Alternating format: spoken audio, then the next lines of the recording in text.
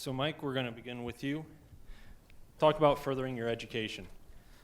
Improving your education, it's really important. It's one of the main frames that you'll grow in your business. I think some of the areas that you could use it is activities like you're here with clinics that there's good speakers and good education, hands-on clinics, your dissection clinics, getting a chance to do what you've seen Mitch Taylor do. There's a lot of good websites out there to go to. Associations, your local associations will help you grow in your business. Online reading, good magazines like the American Farriers Association Journal, that's really important to have that. Contact with mentors and other farriers, discussions, all these things will help you in your education. And I think education is one of the number one things that we need to really work hard at as farriers. Thanks, Mike. Let's talk about reducing your workplace distractions, Steve. When you start your career as a farrier and as you're going along, you try to increase your efficiency. And one of the best ways to increase your efficiency is to reduce your distractions. You've got those main distractions that I have, for me, is a cell phone. It's always pulling my attention.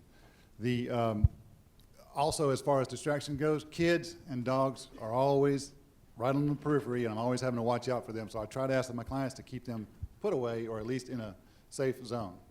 And finally, when I see my client come in the door with the bag of treats, I grab the nearest buggy whip and I chase them out of the barn and keep them as far away as possible. And truly, you know, once that bag starts to rattle, that horse's ears perk up and he's no longer paying attention to his farrier. He's got his eyes on his treat giver. And that whole time, every time she walks by or he walks by, that head is going and that butt's going in the opposite direction. And I'm constantly chasing with my shoeing box all around. So try to make sure that the treats are given in a bucket at the end of the shoe-in cycle. Bob, talk about joining a farrier group.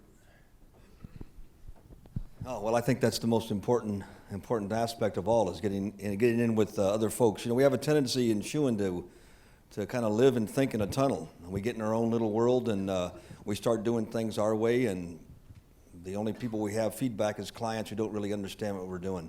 Getting into farrier groups, either your local associations or the American Association of Professional Farriers, the AFA, these groups are what you need to be able to check yourself, to keep yourself from getting in that rut, to double check your knowledge, your skills, to compare it to other folks, to see what you're doing.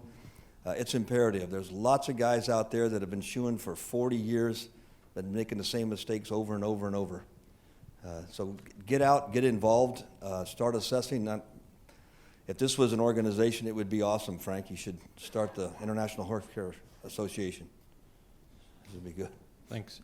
Okay, Mike, let's talk about organizing your shoeing rig. Being organized will make your job go a lot easier and faster. If you're using power tools, don't have one tool on one side of the truck, another tool on the other side. Put your power tools all on the same side so that you can start at cutting your pads out, going to your drill, and drilling the holes for the rivets. Know where your shoes are. Line your shoes up, maybe even label your racks so that you know what's there, what you're getting low on. Have a spot especially for all your specialized tools. And tools that have cases, leave them in the cases, return them in the cases. Keep your truck as clean as possible, and it'll help you keep your organization going well. Have your extension cord rolled up on something. Just don't throw it into the truck, and then you have to unwind it every time you have to get all the kinks out of it. Your propane, I think your propane ought to be underneath your truck for safety, and Bob's going to talk a little more about that later on. But know where everything's at, have things labeled, and keep it clean, and you'll have a much easier time with your finding things in your truck. Okay, Steve, let's talk about making a bar shoe out of the number 3 keg.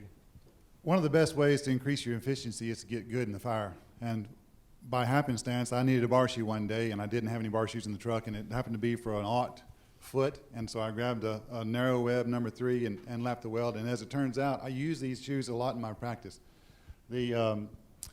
Basically, they fit a nice quarter horse, you know, and I do a lot of lesson horses, and so they get sore-footed, and so I use these bar shoes on a regular basis, and they're fast, and I do them in 20 minutes. I make $60 when I make them, so I'm getting paid just to stand in the fire. I like getting paid.